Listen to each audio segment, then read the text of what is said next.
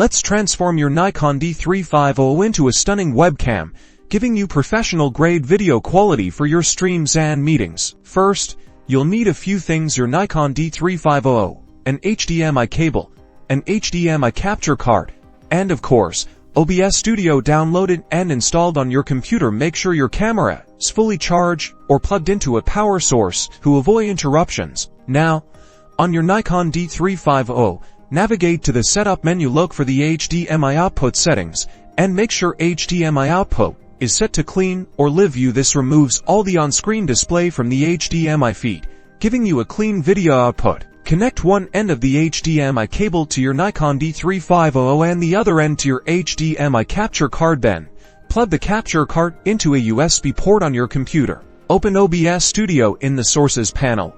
Click the plus button, then select Video Capture Device. Give your new source a descriptive name, like Nikon D3500, and click OK. In the Properties window, select your HDMI capture card from the device drop-down menu. Choose the highest resolution and frame rate your camera and capture card support, like 1080p 30fps, for optimal image quality.